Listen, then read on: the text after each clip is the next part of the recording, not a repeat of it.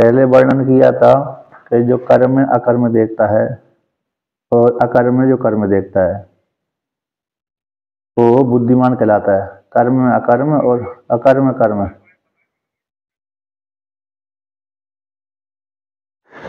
हाँ, कर्म कर्म क्या है, कर्म क्या है, अकर्म क्या है, इसके विषय में बड़े बड़े विद्वान मोहित हो जाते हैं। इसलिए भगवान ने कह दिया कर्म भी जानना चाहिए, अकर्म भी जानना चाहिए, विकर्म भी जानना चाहिए। उनका स्वरूप क्या है। तो जो कर्म में जो अकर्म देखता है, अकर्म में जो कर्म देखता है, उसको बुद्धिमान कहते हैं, योगी कहते हैं। यहाँ पर भाष्य को तात्पर्य लेकर के वर्णन की अकर्म है। अकर्म किसको कहते हैं? ब्रह्म को। अकर्म ब्रह्म है और कर्म अरे अंतःकरण है, क्योंकि अंतःकरण में ही कर्म होते हैं। प्राण से युक्त होकर के अंतःकरण में कर्म होते हैं। प्राण से सूक्ष्म शरीर में, तो सूक्ष्म शरीर कर्म करता है। आरोप किसमें कर देता है? आत्मा में आरोप कर देता है। और आत्मा में कर्म नहीं होता है, आत्मा में कर्म नहीं होता, लेकिन कर्म होता है सूक्ष्म शरीर में। तो आत्मा अकर्म है। कौन है? आत्मा अकर्म है। और अंतःकरण अच्छा अच्छा अच्छा अच्छा। तो अकर्म, कर्म में जो अकर्म है और कर्म में जो अकर्म को जानता है और अकर्म में जो कर्म को जानता है। तो अकर्म किसको कहते हैं और कर्म किसको कहते हैं?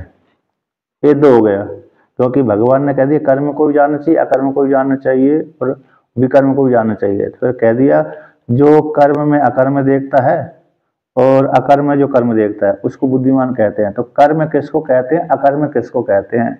अकर्म है ब्रह्म, क्योंकि उसमें कोई कर्म होता ही नहीं है। निर्गुण निराकार परमात्मा ही अकर्म है। और कर्म कौन हो गए? अंतःकरण देहादि। देहादि से होकर के अंतःकरण में कर्म बनते हैं। तो सामान्य जो स्त्री और पुरुष होते हैं, सामान्य जीव होते हैं, जीव ब्रह्म यद्यपि कुछ नहीं करता। कौन नहीं करता? ब्रह्म कुछ भी नहीं करता, उसमें कुछ क्रिया चेष्टा होती नहीं है। तो न होने पर भी उस ब्रह्म में अंतःकरण को लेकर के देहादि के साथ संबंध, तारण संबंध हो जाने के कारण तो सामान्य व्यक्ति, सामान्य जो जीवात्मा है ब्रह्म में आरोप कर देते हैं। क्या कर देते हैं? ब्रह्म में आरोप कर देते हैं कि ब्रह्म कर्म कर रहा है। जो आत्मा कर्म करती है, ब्रह्म कर्म करता है, ऐसे सामान्य व्यक्ति आरोप कर देते हैं। अब जिस कर्म, ये हो गया सामान्य व्यक्ति। अब अंतःकरण में कर्म होता है, अंतःकरण में कर्म होता है, तो सामान्य व्यक्ति का कर देते हैं कि अंतःकरण कर्म नहीं करता। शांत बैठा रहता है व्यक्ति तो अंतःकरण कर्म नहीं करता। तो कर्म तो अंतःकरण में हो रहा है, किंतु उसको बोलती है अकर्म। उसमें बोल दिया एक कर्म में अंतःकरण कर्म नहीं कर रहा, शांत बैठा हुआ है। जैसे कोई व्यक्ति भीषण गर्मी के कारण जब उसको कोई वृक्ष की छाया मिल जाती है तो शांत होकर के बैठता है। तो यद्यपि तो वहां पर क्या हो रहा है? तो अंतःकरण में कर्म नहीं हो रहा है, अरे कर्म चल रहा है, लेकिन उसमें क्या बोल देते हैं? अकर्म बोल देते हैं। तो अकर्म हो गया ब्रह्म और कर्म हो गया अंतःकरण देहादि। इस प्रकार से तो जो कर्म में, तो कर्म कौन हो गया?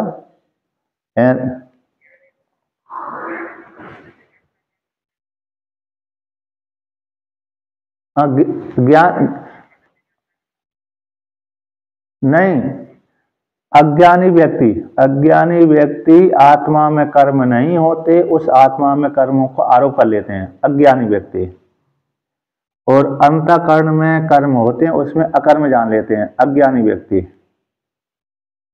किंतु जो ब्रह्मवेत्ता होते हैं, जिन्होंने शास्त्र का आलम्बन ले लिया है, वो कहते हैं कि जो अंतःकरण में कर्म, आत्मा में कर्म नहीं हो रहे थे, लेकिन अज्ञानी व्यक्ति ने झूठा आरोप कर दिया था, अब वो आत्मा में कर्मों का अभाव कर देते हैं। अंतःकरण में ही मानते हैं कि कर्म किस में हो रहे हैं? अंतःकरण में हो रहे हैं। और जो अंतःकरण को सामान्य व्यक्ति कहते हैं कि अंतःकरण में कर्म नहीं होते, तो उसी अंतःकरण में आरोप कर देते हैं वो कि अंतःकरण में ही कर्म हो रहे हैं, आत्मा में कर्म नहीं हो रहे। इस प्रकार से अर्थात ब्रह्म जो ब्रह्मवेत्ता होते हैं वो आत्मा में कर्मों का आरोप नहीं करते।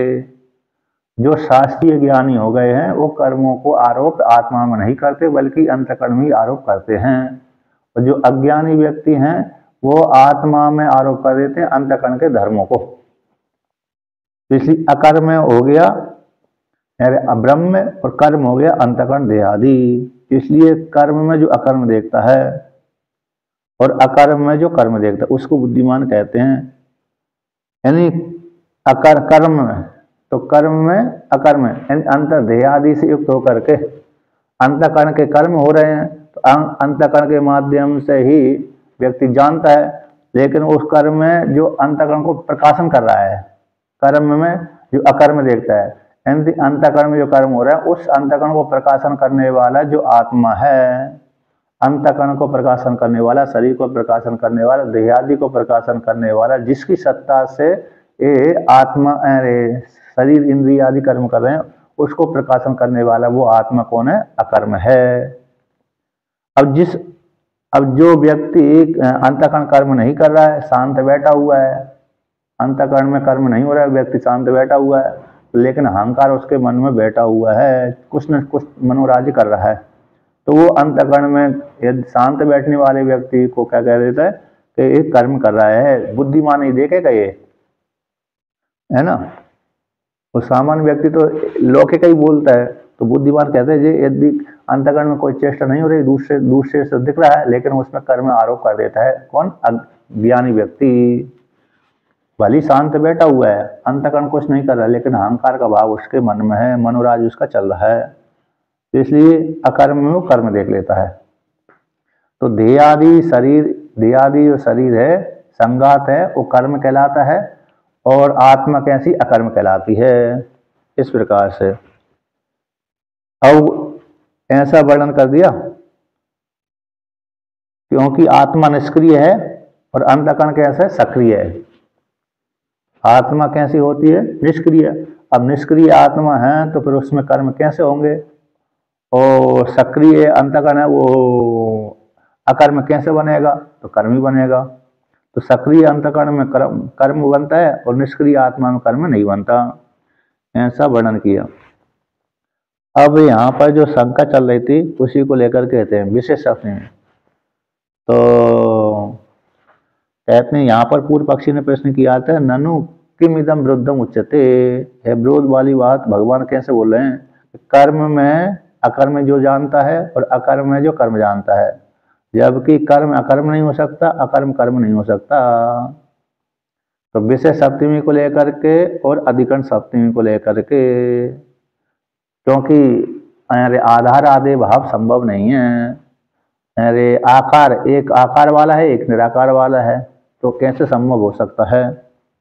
इसलिए कर्म रूप अधिकरण में, कर्म रूप अधिकरण में किस प्रकार से विरुद्ध दृष्टा पश्य देख लेता है कि कर्म में अकर्म कैसे देखता है और अकर्म में कर्म कैसे देखता है।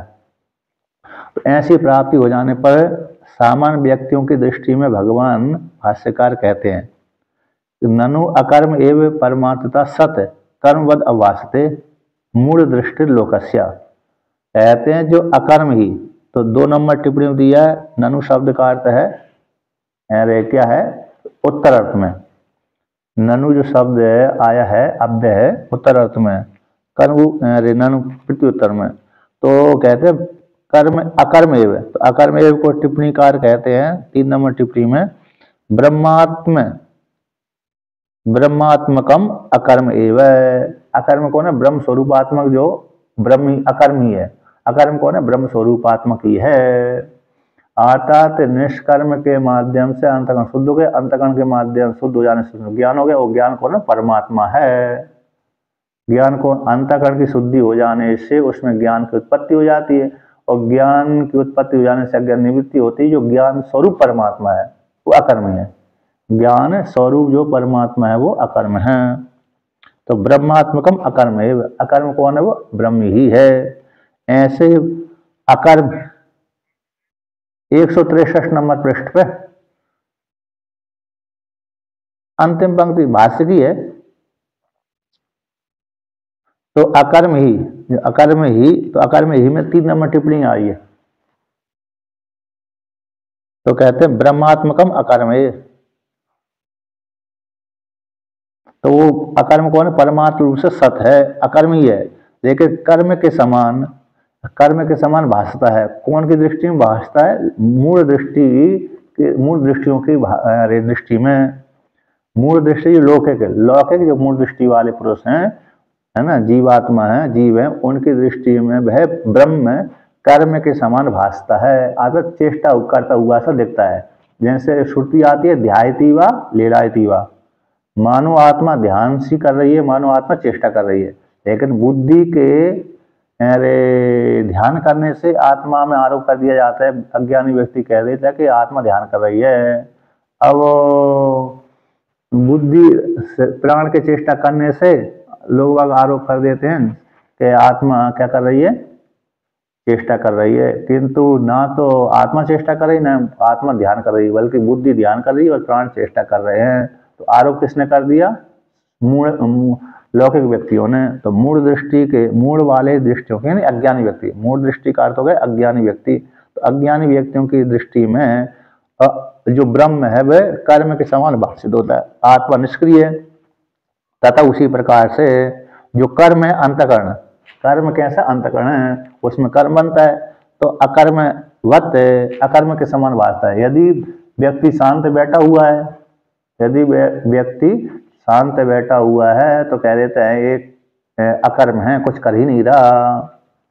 तो आत्मा के धर्मों को तो अंतकरण में आरोप कर दिया, अंतकरण के धर्मों को आत्मा में आरोप कर दिया। अन्योन्य अध्यास, इतरेतर अध्यास, तारा संबंध, जो तथा उसी प्रकार से मूल दृष्टियों के मत में जो कर्म अंतकरण है, सक्रिय है, वो अकर्म के समान भासता है। इस प्रकार से प्राप्ति हो जाने पर टीका में देखिए इसको, कौन सी टीका में? 163 नंबर पृष्ठ की 1, 2, 3, 1 है, 2 है, 3, चौथी पंक्ति है नीचे से। लौकिक व्यक्ति का, लोकस्य लौकिक जो मूल व्यक्ति हैं, जो विवेक वर्जित, कैसे? ज्ञान से रहते हैं, ऐसे व्यक्ति पारमार्थिक रूप से ब्रह्म जो अकर्म है, अक्रिय है, ब्रह्म कैसे? अकर्म है, अक्रिय है, स्पष्ट बोल दिया टीकाकार ने। ब्रह्म कैसा है? पारमार्थिक ब्रह्म अकर्म है और अक्रिय है। अकर्म जो ब्रह्म अक्रिय है वो सद है, सत होता हुआ भ्रांति के द्वारा सत है वो। तो भ्रांति के द्वारा कर्म के सहित क्रिया वालों के समान, जैसे क्रिया होती है ना, उसी के समान प्रतिभाति भाषित होता है। ब्रह्म कैसा होता है? ब्रह्म कैसा है? अकर्म है, अक्रिय है, अक्रिय होता हुआ भी भ्रांति के द्वारा कर्म के सहित क्रिया वाले के समान भाषित होता है, मानो क्रिया कर रहा है। जैसे देवदत्त यज्ञदत्त क्रिया करता है विनिमय के द्वारा तो उसी के समान ब्रह्म मानो क्रिया वालों के समान भाषित हो रहा है, क्रिया कर रहा है, चेष्टा कर रहा है। यद्यपि चेष्टा कौन कर रहा है? देवदत्त का शरीर चेष्टा कर रहा है, यज्ञदत्त का शरीर चेष्टा कर रहा है, सूक्ष्म शरीर चेष्टा कर रहा है, सूक्ष्म शरीर से युक्त होकर के स्थूल शरीर चेष्टा कर रहा है। किंतु आरोप किसमें कर दिया?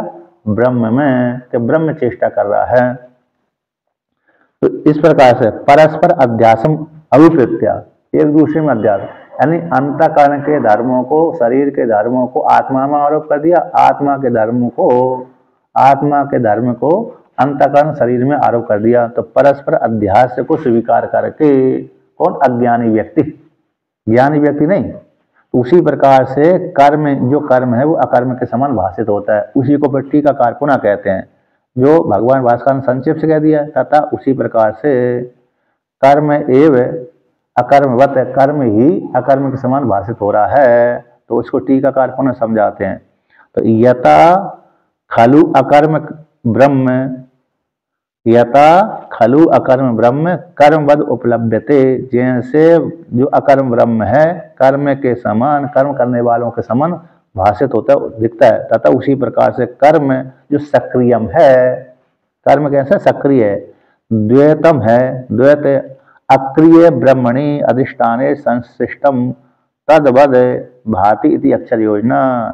जो कर्म कैसे सक्रिय है ऐसे वो द्वैत है, ऐसे सक्रिय द्वैत रूप जो कर्म है अक्रिय ब्रह्म में, अक्रिय ब्रह्म रूप अधिष्ठान में संशिष्ट हो जाता है, तादा संबंध हो जाता है। तो तादा संबंध हो जाने से तद्वत है, तद्वत है ब्रह्म के धर्मों को आरोप कर लेता है। तो ब्रह्म के धर्मों को आरोप कर लेने से वह उसी प्रकार से भाषित हो जाता है। यदि ब्रह्म कुछ नहीं करता है तो जो कर्म रूप अंतःकरण है वो भी कहता कुछ नहीं कर रहा। आ गई ना। अर्थात ब्रह्म, जब ब्रह्म का संबंध अंतःकरण के साथ ताजा संबंध हो जाता है तो ब्रह्म तो कुछ करता नहीं है, तो ब्रह्म के धर्मों को अंतःकरण ने आरोप कर लिया। यद्यपि अंतःकरण में चेष्टा होती है, तो चेष्टा होने पर भी आरोप, झूठा आरोप कर लेता है कि ब्रह्म कुछ, अंतःकरण कुछ नहीं कर रहा, तो आरोप कर दिया कि अंतःकरण कुछ नहीं करता। ब्रह्म यद्यपि कुछ नहीं करता किंतु उसके धर्म, ब्रह्म ही शांत रहता है, तो ब्रह्म ही शांत रहने के कारण अंतःकरण ने उसके धर्म को स्वीकार कर लिया, तो अपने आप को मान लिया मैं कुछ नहीं करता, बल्कि अंतःकरण ही करता है। अंतःकरण से युक्त होकर के, अंतःकरण जो से युक्त सूक्ष्म शरीर और लिंग स्थूल शरीर से युक्त होकर चेष्टा होती है। अब वो चेष्टा हो रही है तो वो, लेकिन आत्मा के धर्मों को अध्यास हो गया उसमें, तो आत्मा के धर्मों को अध्यास कर लेने से ये आत्मा कुछ नहीं कर रही, तो अपने आप को ऐसा मान लेते मैं कुछ नहीं करता, लेकिन कर रहा है अंतःकरण ही। और जो आत्मा कुछ नहीं करती है लेकिन अंतःकरण करता है, तो अंतःकरण के धर्मों को आत्मा में अज्ञानी व्यक्ति आरोप कर देते हैं, तो अंतःकरण की चेष्टा को ही आत्मा में आरोप करके कह देते ब्रह्म कर रहा है, जबकि ब्रह्म कैसा अकर्म है। एक पंक्ति को यहाँ पर, ये जो दो पंक्ति है ना, इस पंक्ति को समझ कर रखना है, इसी का यही है मतलब। जो टीका में आया है ब्रह्म अकर्म है और अंतःकरण से युक्त होकर के सूक्ष्म शरीर स्थूल शरीर दोनों ही कैसे कर्म हैं। हाँ, आनंद की टीका में ही तो, हाँ, तो मतलब वो श्लोक का अर्थ समझ में आएगा। ठीक है, कर्म किसको कहते हैं, अकर्म किसको कहते हैं। तो अकर्म का अर्थ हो गया ब्रह्म, कर्म का अर्थ हो गया स्थूल शरीर से युक्त होकर सूक्ष्म शरीर, ये कर्म है। अंतःकरण के धर्मों को जब आत्मा में आरोप कर देते हैं तो ब्रह्म कर्म जैसा भाषित होता है। जब ब्रह्म के धर्मों को अरे शरीर में आरोप कर देते हैं तो वो शरीर अकर्म जैसा भाषित होता है अज्ञानी की दृष्टि में। लेकिन भाई विद्वान व्यक्ति ब्रह्म को ब्रह्म रूप से जानते हैं। ब्रह्म,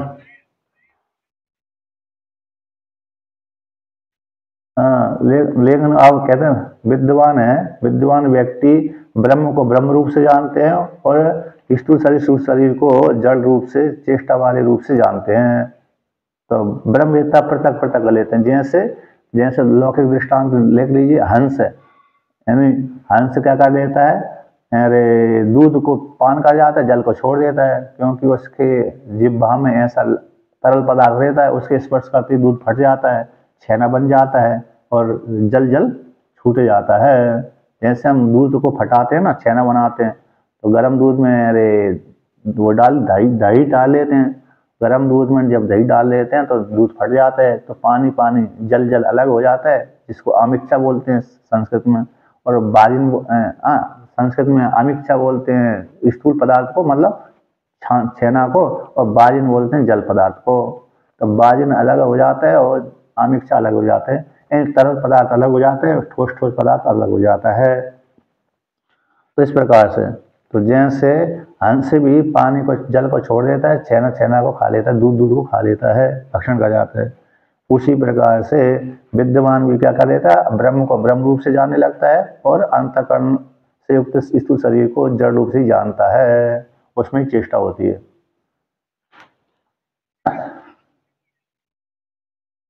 हाँ,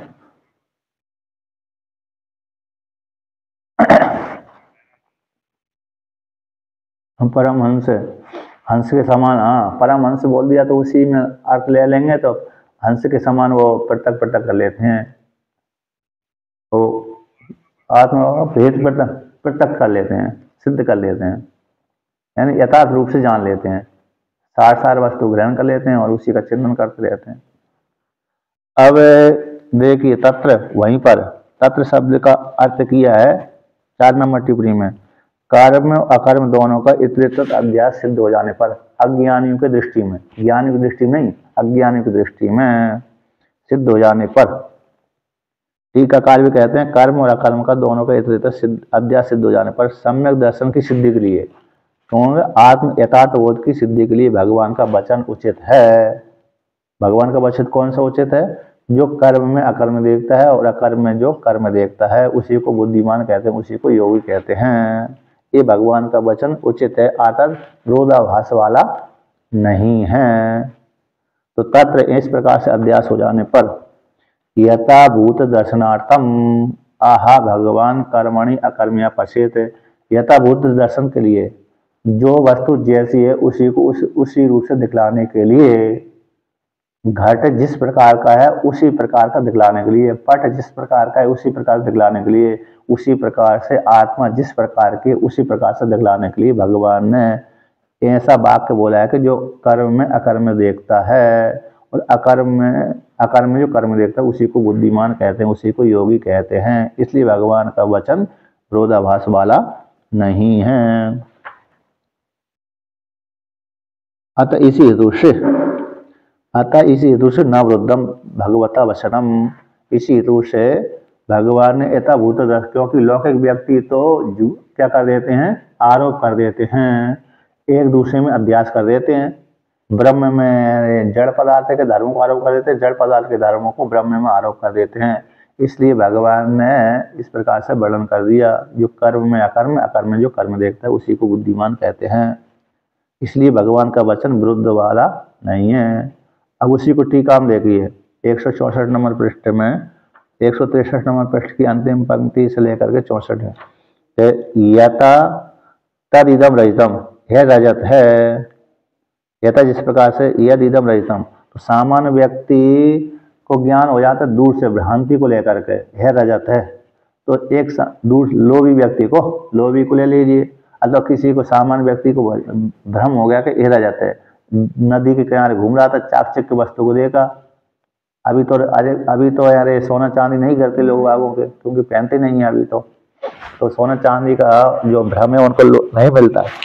हाँ, कभी कभी महिलाओं को प्रति भ्रम हो जाता है लोगों जो चोरों का, असली के चक्कर में नकली लूट ले जाते हैं, है कि नहीं? आजकल जो महिलाएं हैं क्या पहनती है? नकली पदार्थ, नकली पहनती हैं, असली तो पहनती नहीं है।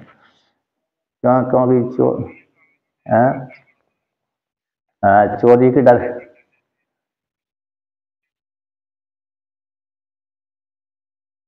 चोरी के चक्कर में नकली पहनते हैं। अब उसमें कोई चोर वो कहता है नकली के असली समझने के चक्कर में नकली लूट ले जाता है।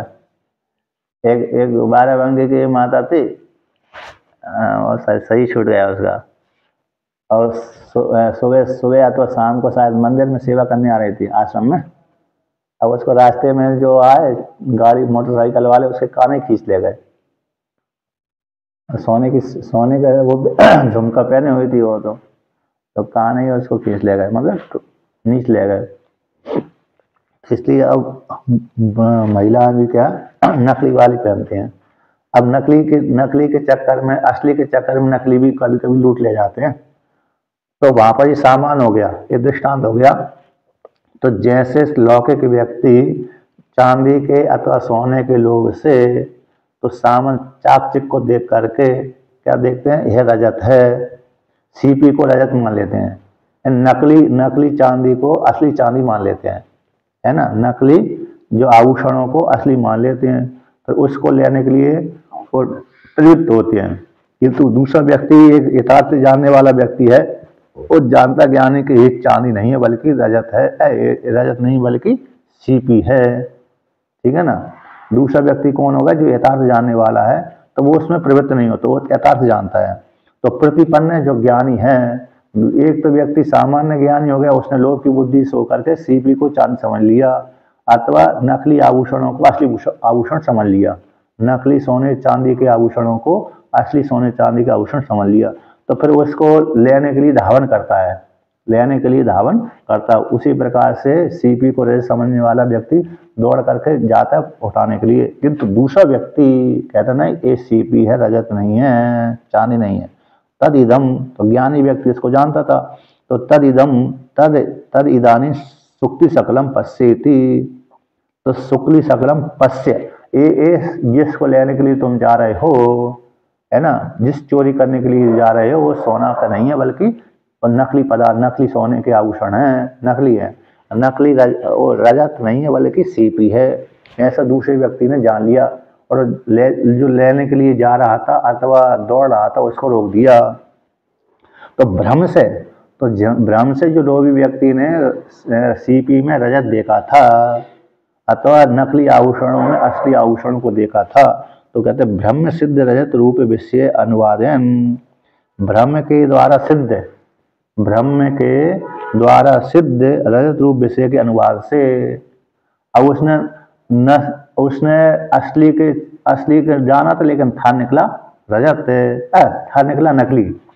जो सीपी में है ना, तो सीपी में जो रजत की भ्रांति हो गई थी, नकली आभूषणों में जो असली आभूषण की बुद्धि हो गई थी, तो भ्रम से जो असली बुद्धि हो गई थी उसके लेने के लिए जब दौड़ा था तो वहां पर उसको असली के रूप में नकली का ज्ञान हो गया, यथार्थ ज्ञान हो गया। क्या हो जाता है? असली के रूप में, असली को निमित्त बना करके असली के विषय से, तो इसलिए कहते हैं भ्रम सिद्ध रजत रूप विषय के अनुवाद से, भ्रम के द्वारा सिद्ध, भ्रांति से जो उसके मन में बैठ गया था ना ये असली आभूषण है, सोना ही है, चांदी है, ऐसे भ्रम के द्वारा सिद्ध हो गया था। उसी को लेने के लिए जब दौड़ा तो वहां पर पास में जाकर देखा, अरे ये तो नकली पदार्थ है, नकली सोने के आभूषण हैं, अथवा सीपी है, लौकिक दृष्टांत कैसे सीपी है। मैं भ्रांति से ही क्या लेने के लिए दौड़ा था? रजत को लेने के लिए दौड़ा था, चांदी के लिए दौड़ा था, किंतु निकला ये सीपी मेरे को।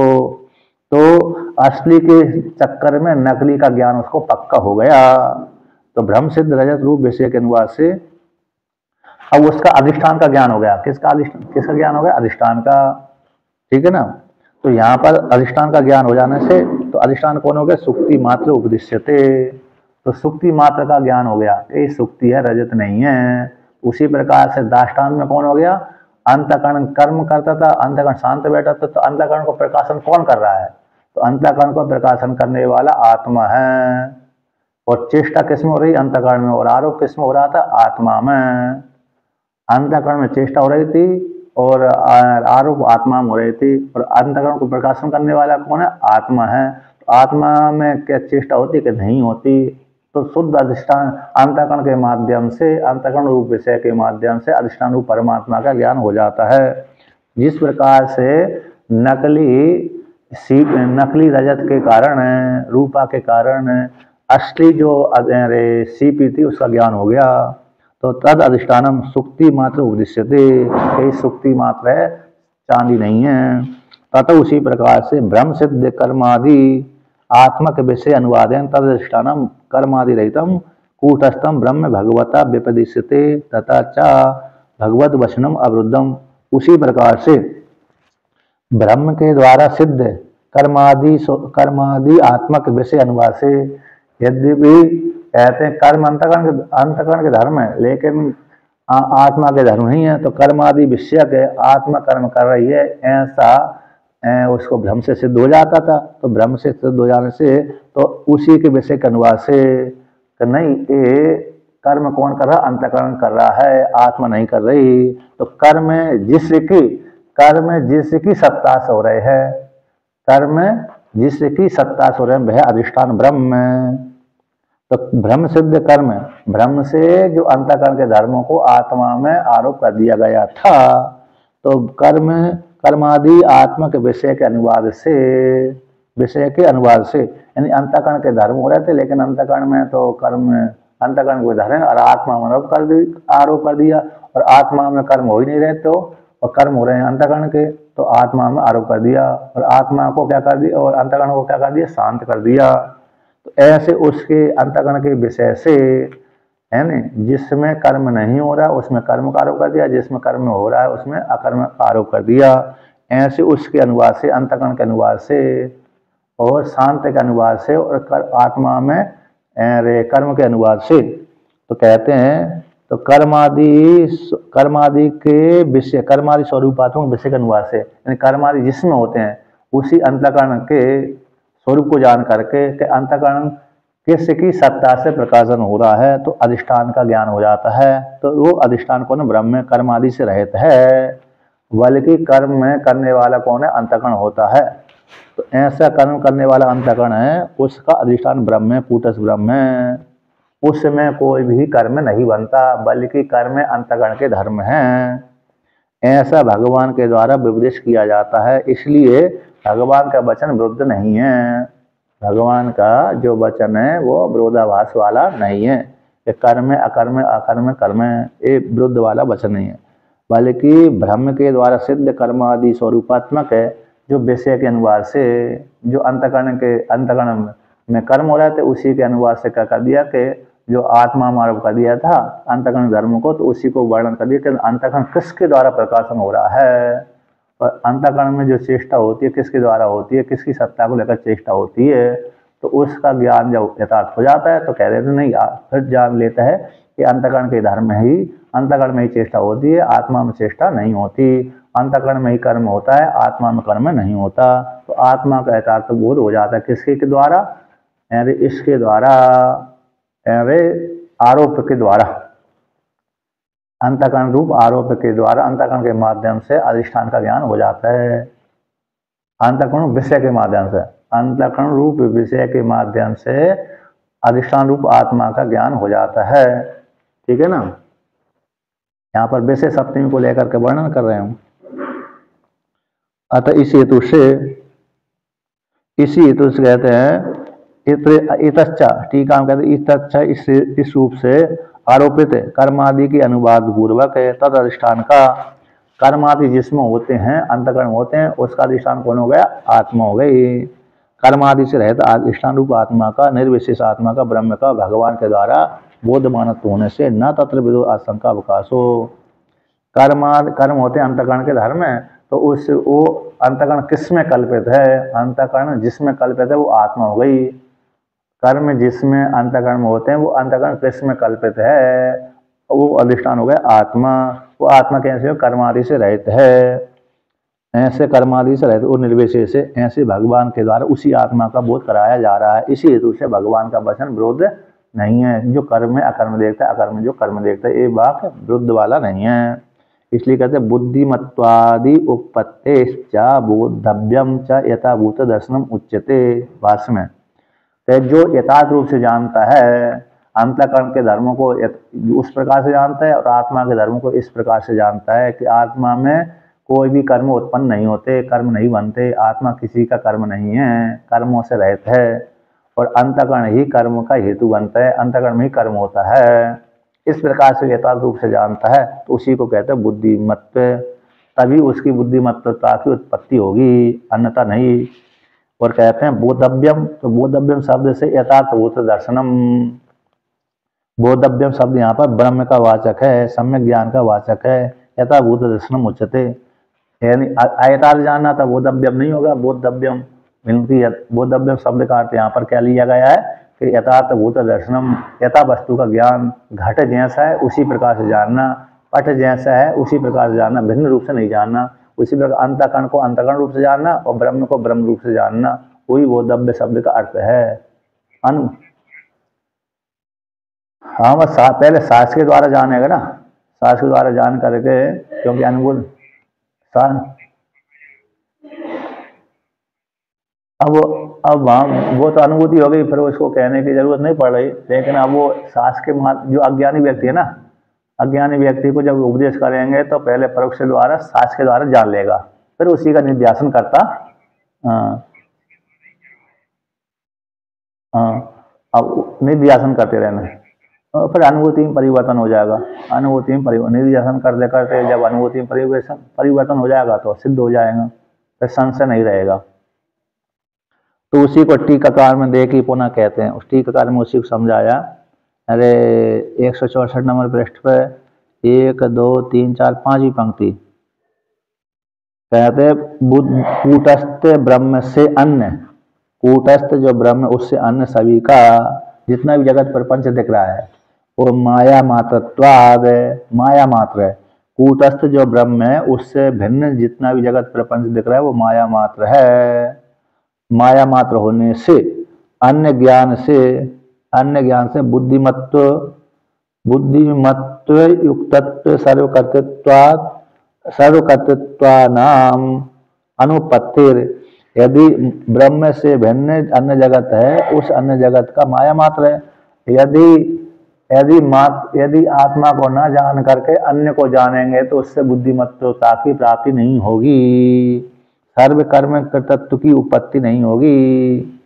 आत्मा के जानने से ही बुद्धिमत्व की प्राप्ति होती है। आत्मा के यथार्थ रूप से जान, आत्मा का यथार्थ रूप जान लिया तभी उसको बुद्धिमत्ता होती है, और अन्य के जानने से बुद्धिमत्ता नहीं होती।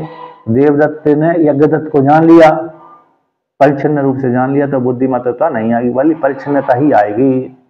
भेद रूप से जाना है ना, तो देवदत्त इस प्रकार से, यज्ञदत्त दूसरी प्रकार से हो जाता है।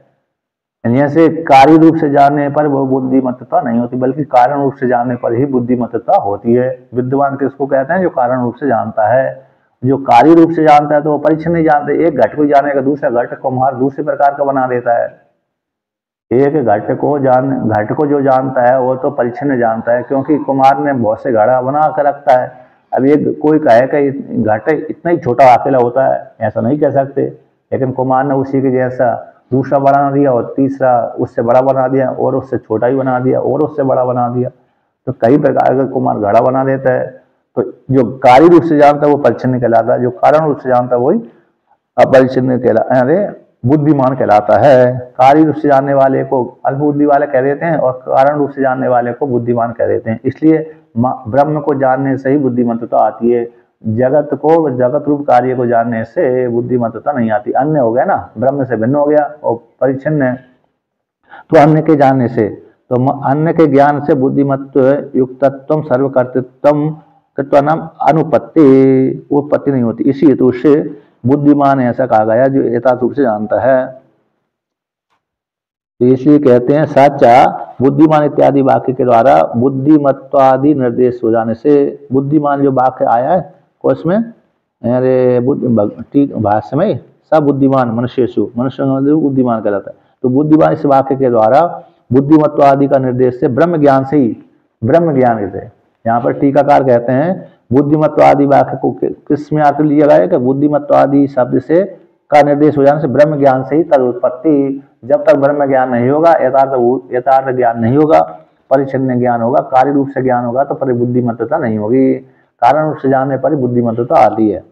तो बुद्धिमत्वादि का निर्देश हो जाने से ब्रह्म ज्ञान से तद उत्पत्ति, इसलिए तद ब्रह्म ज्ञान से उत्पत्ति हो जाती बुद्धिमत्ता की। इसलिए सर्व क्रिया रहित ब्रह्म ज्ञान ही यहाँ पर विवक्षा की गई है। संपूर्ण क्रिया से रहित ब्रह्म ज्ञान की यहाँ विवक्षा की गई है, अन्य जगत आदि की विवक्षा नहीं की गई है। इसलिए जो कर्म में अकर्म देखता है, अकर्म जो कर्म देखता है उसी को बुद्धिमान कहते हैं। यानी अकर्म ब्रह्म को जानता है और कर्म के माध्यम से अंतःकरण को जानता है। जो अंतःकरण के धर्म को उसी को अंतःकरण रूप से जान लेता है, और ब्रह्म को जो धर्म स्वभाव है उसी को उसी रूप से जानता है, तो उसी को बुद्धिमान कहते हैं। शरीर के धर्मों को लेकर के जो आत्मा मारू कर दिया गया था,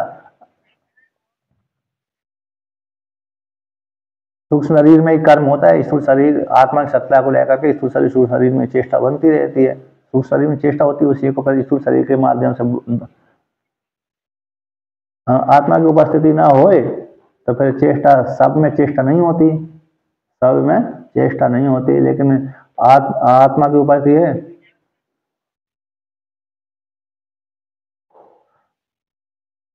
हाँ, उसी को समझना है। आत्मा करता भी नहीं है, भोगता भी नहीं है, उपाधि को लेकर कर्ता बनती है। इसी उस आत्मा का यथार्थ रूप से जानना ही बुद्धिमत्ता कहलाती है।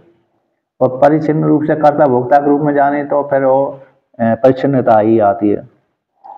अब देखिए उसी को कहते हैं, तो यहाँ पर सर्व क्रिया से रहते ब्रह्म ज्ञान ही विवक्षा की गई है कि बोध शब्द का यहाँ पर सम्यक ज्ञान में टीका में ही है।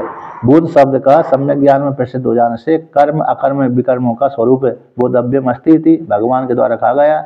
इस सम्यक ज्ञान के उपदेश का ही विवक्षा की गई है। इसलिए कूटस्थ ब्रह्म मात्र अभिप्रेतम, बोधव्य शब्द से यहाँ पर कूटस्थ मात्र का ही स्वीकार है। इसलिए बोधव्यम शब्द का अर्थ ब्रह्म ज्ञान के द्वारा यथार्थ दर्शन, यथाभूत दर्शनम उच्यते। यथाभूत दर्शन को ना ब्रह्म का ब्रह्म रूप से जानना, और जगत को जगत रूप से जानना। जगत कैसे? माया मात्र कल्पित है।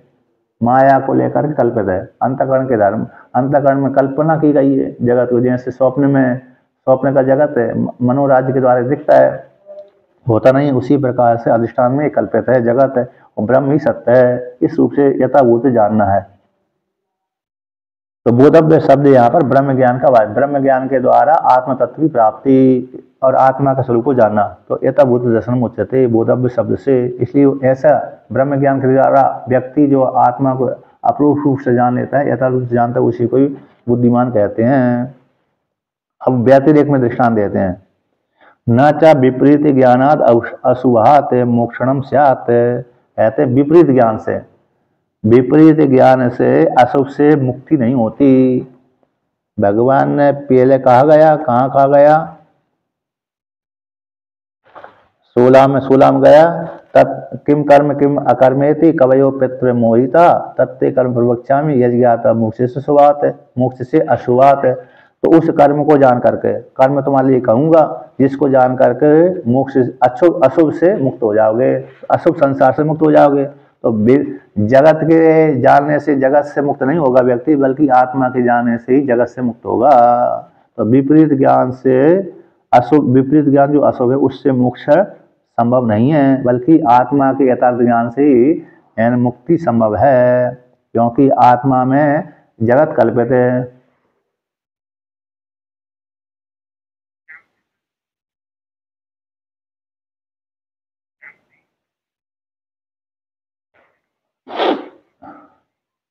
आत्मा को यथार्थ रूप से जानने पर मोक्ष रूप फल की प्राप्ति होती है ना। आत्मा को यथार्थ रूप से जानने पर मोक्ष रूप फल की प्राप्ति हो जाती है। यानी आत्मा को देवदत्त के रूप में जानेंगे, यज्ञदत्त के रूप में जानेंगे तो अशुभ संसार से मुक्ति की प्राप्ति नहीं होगी, क्योंकि पर देवदत्त उस प्रकार क्रिया करता है, यज्ञदत्त दूसरी प्रकार से क्रिया करता है, तो फिर तो भेद बुद्धि बनी रहेगी।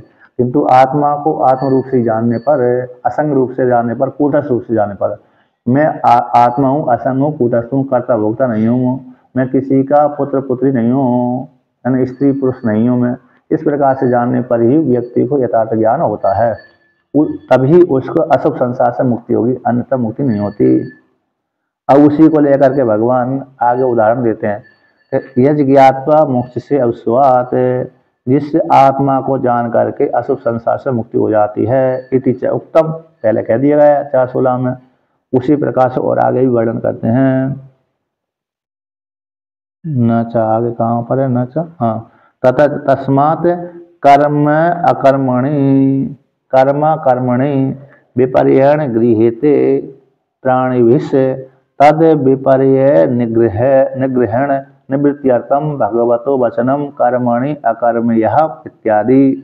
इसी हेतु से, तस्मात् इसी हेतु से आत्मा के यथार्थ रूप से जानने से मोक्ष फल की प्राप्ति होती है, अशुभ संसार से मुक्ति होती है। ऐसा जिस कारण से, तस्मात् उसी हेतु से कर्म को और अकर्म को, कर्म रूप अंतःकरण को, अकर्म आत्मा को, कर्म रूप अंतःकरण को, जगत को, अंतःकरण से जगत आ गया सारा, शरीर आदि आ गया, और अकर्म से ब्रह्म आ गया। तो कर्म और अकर्म दोनों को विपरीत रूप से गृहीत कर लिए गए, कौन, सामान्य प्राणियों के द्वारा, सामान्य जीवों के द्वारा आत्मा को और अनात्मा को, स्थूल शरीर को, सूक्ष्म शरीर को और आत्मा को विपरीत रूप से ग्रहण कर लिया, स्वीकार कर लिया। शरीर के साथ तादा संबंध हो गया, तो शरीर के साथ तादा संबंध हो जाने से शरीर को आत्मा मानने लगा और आत्मा को सुखी दुखी मानने लगा। शरीर में कष्ट होता है, अंतःकरण में कष्ट होता है, तो आत्मा में आरोप कर देता है ना। और आत्मा में जो व्यापक है उसको अंत, और शरीर, स्थूल शरीर, सूक्ष्म शरीर परिच्छिन्न है, तो आत्मा में व्यापकता थी, उस व्यापकता को कम कर देता है और परिच्छिन्न अपने आप को आत्मा को मानने लगता है। आत्मा सुख स्वरूप है, बल्कि अंतःकरण में सुख दुख होते हैं, तो सुख दुख आत्मा में आरोप कर देता है। जीवात्मा आत्मा की व्यापकता को परिच्छिन्न कर देता है स्थूल शरीर, सूक्ष्म शरीर को लेकर के, और स्थूल शरीर, सूक्ष्म शरीर के धर्मों को आत्मा में आरोप कर देता है, सुख दुख के। इस प्रकार से तो विपरीत रूप से प्राणियों के द्वारा ग्रहण कर लिए गए कर्म अकर्म दोनों को, इसलिए वो जो विपरीत रूप से ग्रहण किए गए हैं प्राणियों के द्वारा, तत् शब्द का अर्थ होगा प्राणियों के द्वारा जो विपरीत रूप से ग्रहण कर लिए गए, उस ग्रहण को, विपरीत ज्ञान को हटाने के लिए, विपर्य विपरीत रूप से ग्रहण कर लिया है, जो ज्ञान हो गया, कर्म को अकर्म जान लिया, अकर्म को जो कर्म जान लिया है, उसको हटाने के लिए भगवान का वचन है कि जो कर्म में अकर्म देखता है, अंतःकरण के धर्म, अंतःकरण जिसमें कल्पित है, कर्मणि यानी अंतःकरण, वो अंतःकरण जिसमें कल्पित है, जिसकी सत्ता को लेकर वे कर्म में अंतःकरण चेष्टा करता है, वो कौन है? अकर्म का परमात्मा है। वो आत्मा कुछ करता भोगता नहीं है, आत्मा कुछ न करता न भोगता है, बल्कि साक्षी बन करके रहता है। और अंतःकरण करता भोगता है, वो साक्षी बनकर नहीं रहता, बल्कि क्रिया वाला है, सक्रिय है। इस प्रकार से जानता है वो, यथार्थ जानता है, उसी को बुद्धिमान कहते हैं। अब आगे और कहते हैं, फल वचन के पर्यालोचन हो जाने पर कूटस्थ ब्रह्म ही ब्रह्म मात्र यहाँ पर, ब्रह्म अत्र यहाँ पर अभिप्रेत है, इस प्रकार से जाना जाता है। फल वचन के पर्यालोचन करने पर, फल वचन के पर्यालोचन, उत्तर के पर्यालोचन किए जाने पर कूटस्थ ब्रह्म ही यहाँ पर अभिप्रेत है, इसको लेकर के वर्णन करते हैं। नाच अत्र कर्म अधिकरणम, कर्म अधिकरणम अकर्म अस्ति कुंडे भद्राणी इव न अपि अकर्म अधिकरणम कर्म अस्ति कर्म अभावाद अकर्मणा।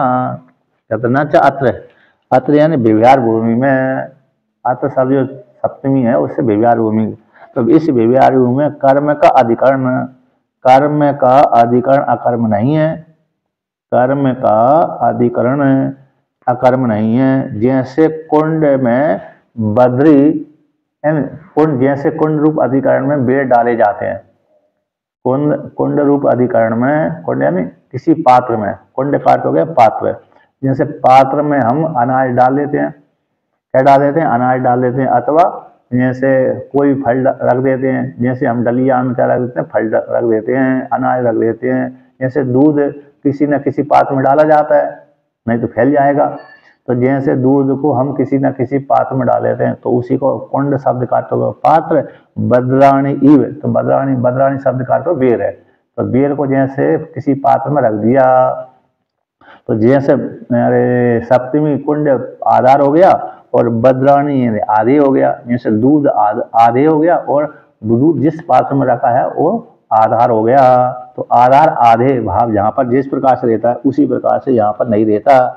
कर्म का अधिकरण, कर्म का अधिकरण अकर्म है, और ऐसा नहीं स्वीकार करते, व्यवहार भूमि में ऐसा नहीं है कि कर्म का अधिकरण ये हो और अकर्म का अधिकरण कर्म हो, अकर्म का अधिकरण कर्म हो, ऐसा स्वीकार नहीं करते, क्योंकि कर्म का अभाव होने से, कर्म का भाव होने से, अकर्म का, अकर्म कोई कर्म है ही नहीं है, कर्म का अभाव होने से अकर्म का, अकर्म यानी अकर्म रूप ब्रह्म में, अकर्म रूप ब्रह्म में कोई कर्म होता ही नहीं है, ठीक है ना। और अकर्म का अधिकरण कोई कर्म है ही नहीं है। उसी प्रकार से कर्म का अधिकरण अकर्म, कर्म का जो अधिकरण अकर्म नहीं है, उसी प्रकार से अकर्म का अधिकरण कर्म नहीं है, क्योंकि कर्म न होने से ब्रह्म में कोई कर्म है नहीं, तो उसका अधिकरण कौन बनेगा? ब्रह्म का अधिकरण कोई है नहीं, बल्कि ज्ञान मात्र है अकर्मण का। तो अकर्म का अभाव, कर्म का भाव न होने से अकर्म है, इसी ब्रह्म का कोई अधिकरण नहीं है, जिससे आधार आधे भाव बने, आधार आधे भाव बने, कल्पना मात्र है। ब्रह्म में जगत कैसे कल्पित मात्र है। अब इसको यहाँ पर कहाँ का गया? नाचा दूसरी बार भी आया, नाचा नाचा ना ना पी, तो देखिए अच्छा नाचा अध्यारूप अपवादाभ्याम, अध्यारूप अपवादाभ्याम, अध्यारूप अपवादातम भगवत वचनम अवरुद्धम। अध्यारूप अपवाद के लिए ही इस प्रकार जगत का आरोप किया गया था। अध्यारोप अपवादाभ्याम निष्प्रपंचम प्रपंचते शिष्याणाम वो सिद्धतम तत्पग्धि कल्पिता कर्म। ये न्याय आता है, जीवात्मा को, साधकों को समझाने के लिए शास्त्रकारों ने पहले आरोप कर दिया कि जगत परमात्मा से उत्पन्न हुआ है, तस्माद व ये तस्माद आत्मा का संभूता, उस परमात्मा रूप आत्मा से आकाश आदि क्रम से पंच महाभूत उत्पन्न हुए। फिर उसी ईश्वर पर जब सृष्टि का संहार करे तो पृथ्वी जल में लीन हो जाती, जल तेज में, तेज वायु में, वायु आकाश में, आकाश माया, माया परमात्मा में लीन हो जाती है। तो वो परमात्मा सुपन होता है, परमात्मा जाकर लीन हो जाता है। तो ये अध्यारोप अपवाद किया गया था, इसके द्वारा साधकों को समझाते हैं। उसी प्रकार से यहाँ पर भगवान ने भी अध्यारोप अपवाद के माध्यम से स्वीकार कर लिया था।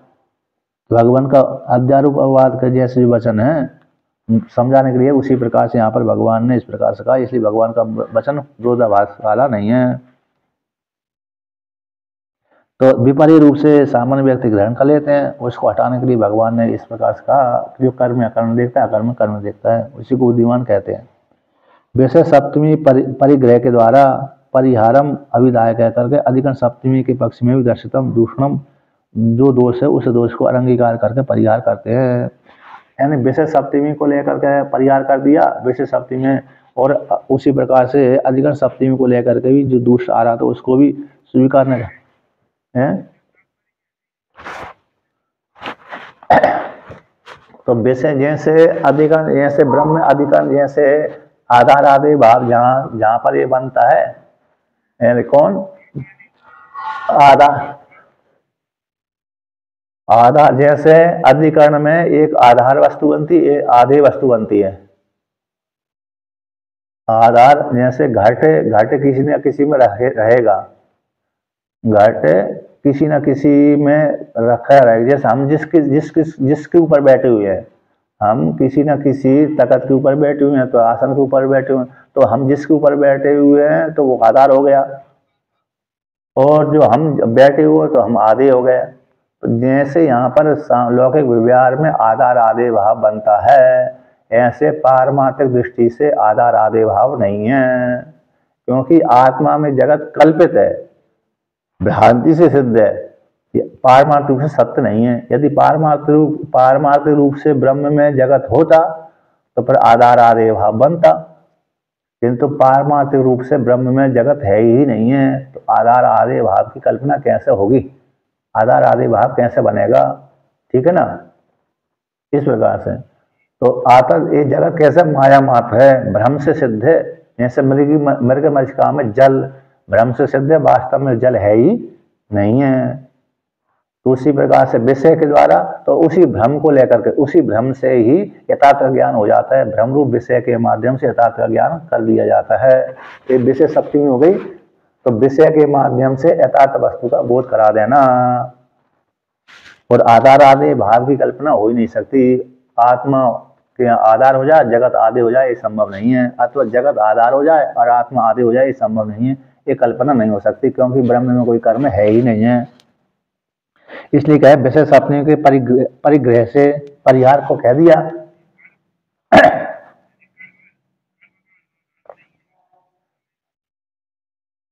भ्रम से तो सिद्ध अज्ञानी के द्वारा आरोप कर लिया गया। जब यथार्थ रूप से देखते हैं, भ्रम से तो अज्ञानी के द्वारा कर्म आत्मा के धर्मों को अंतकरण में, अंतकरण के धर्मों को आत्मा आरोप कर लिया गया, ठीक है ना। अब वो यथार्थ रूप से विचार करते हैं तो आत्मा के धर्म, आत्मा में कोई धर्म है ही नहीं है, कर्ता भोक्ता है नहीं है, कर्म है ही नहीं है। और अंतकरण को जब धर्मों को विचार करते हैं तो ये तो माया के द्वारा रचित है, और इसमें ही कर्म चेष्टा आदि होती है, इसी के संयोग से ही आत्मा में आरोप कर दिए जाते हैं। तो इस प्रकार यथार्थ रूप से जानना ही यथार्थ जानना होता है। तो कहते हैं अधिकरण सप्तमी पक्ष में भी दोष को स्वीकार न करके परिहार करते हैं। न चा कर्म का अधिकरण अकर्म होगा, कर्म का अधिकरण अकर्म नहीं होता, और अकर्म का अधिकरण कर्म नहीं है, क्योंकि ब्रह्म में कोई कर्म है ही नहीं है। अतः इसी हेतु से व्यवहार भूमि में ना योग्य तो सती अनुपलब्ध, योग्य के न होने पर उपलब्धि नहीं होती, योग्य होने पर ही उपलब्धि होती है। यहाँ पर कहते हैं न चा तुच्छस्य अधिकरणत्व क्वचित दृष्टुम इष्टम, टीका में आया है नीचे से दूसरी पंक्ति, नहीं तुच्छ वस्तु का अधिकरणत्व कहीं पर देखा गया हो, कल्पित वस्तु का कहीं भी अधिकरण देखा गया। ऐसी तुच्छ मतलब कल्पित वस्तु, मिथ्या वस्तु, जैसे उसमें कौन सा है, सीपी में रजत है, सीपी में रजत है, अब सीपी में रजत वहां पर है ही नहीं है, सीपी में रजत है ही नहीं है, भ्रांति सकेल दिख रहा है। जैसे मृग मरीचिका में जल, मृग मरीचिका में जल है ही नहीं, लेकिन भ्रांति सकेल दिखता है, इसलिए कहते तुच्छस्य आत्मा, हाँ दिख रहा है। तो जैसे टीका में दिया है तुच्छस्य, तुच्छस्य मतलब मिथ्यास्य, तो तुच्छ यानी मिथ्या वस्तु का अधिकरण तुम कहीं पर भी नहीं देखा गया। मृगमच्छ का रूप जो तुच्छ है, वो वह तुच्छ मृगमच्छ का है, उसमें जल देखा जाता हो ऐसी बात नहीं, लेकिन भ्रांति से दिखता है। भ्रांति से आरोप कर लिया जाता है कि हाँ इसे जल दिख रहा है, लेकिन जल उसमें है ही नहीं है। इसलिए ब्रह्म में जगत कल्पित है, और उस कल्पित जगत में ब्रह्म में उसका आधार नहीं है, आदि नहीं है, लेकिन उसी कल्पित जगत के द्वारा ही ब्रह्म की प्राप्ति हो जाती है ना। जड़ से चेतन की प्राप्ति होती है ज्ञान के द्वारा। इसी तो निरूपण किए जाने पर, यथार्थ रूप से निरूपण किए जाने पर कर्म और अकर्म दोनों का अधिकरण और अधिकर्तव्य भाव संभव न होने पर फलितम कहते हैं। निरूपण किए जाने पर, यथार्थ रूप से निरूपण किए जाने पर कर्म के स्वरूप को जानकर, अकर्म के स्वरूप को जान करके, ब्रह्म के स्वरूप को जान करके और जगत के स्वरूप को जान करके, अंतःकरण के धर्म को जान करके, स्थूल धर्मों को जान करके, स्थूल शरीर अंतःकरण और जगत के धर्म को जान करके, इन दोनों के अधिकरण और अधिकर्तव्य भाव संभव नहीं है, इसलिए कहते हैं फल कहते हैं। अतः विपरीत गृहीते एवं कर्म अकर्मणि लौकिकैर यथा मृग तृष्णिकायाम उदकम सुक्तिकायाम व रजतम। जैसे लौकिक व्यक्तियों के द्वारा कर्म को अकर्म, अकर्म को कर्म, इन आत्मा के धर्मों को अंतःकरण में आरोप कर लिया, अंतःकरण धर्मों को आत्मा में आरोप कर लिया, तादा संबंध को लेकर के। तो जिस प्रकार से लोगों के द्वारा ग्रहण किया गया भ्रांति से, उसी को हटाने के लिए भगवान ने ऐसा बोल दिया। इसी तो दृष्टांत दे दिया, जैसे मृग तृष्णिका में उदक है, मृग तृष्णिका में जल है ही नहीं है, फिर भी लौकिक व्यक्ति आरोप कर देते हैं। इसी को देख करके तो हिरण पानी पीने जल पीने के लिए जाता है। हिरण को सामान्य जैसे भीषण गर्मी के समय रोड पे जल की भ्रांति हो जाती है। और सुक्ति का आयाम रजत, जैसे सुक्ति का रजत चोर बुद्धि वाला व्यक्ति होता है ना, तो उसको सुक्ति का कोई चाक्षक देखता है, तो चाक्षक देखकर हो सकता है उसका लोभ तो बैठे ही है मन में, तो चांदी लेने के लिए धावन कर देता है, लेकिन वहां पर जाता है तो उसको यथार्थ ज्ञान हो जाता है, अरे ये तो सीपी है। हाँ हाँ, तो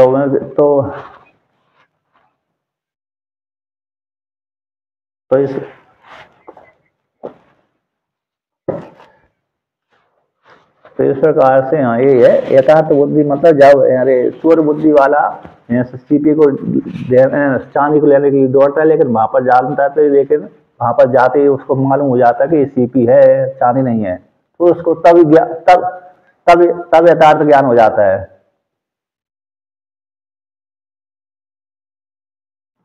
हैं? अब वो आगे वो आगे अब वो आगे आएगा प्रसंग, जो प्रसंग आएगा तो आगे बताएंगे उसको, भ्रम को। अभी अभी यहाँ तक ही रहते हैं, रखते हैं। आज का पाठ है ना, पैराग्राफ पूरा हो गया ना आपका? पैराग्राफ पूरा हो गया, तो अब आगे का पाठ कल परसों करते हैं, कल अष्टमी है, कल की छुट्टी रखते हैं।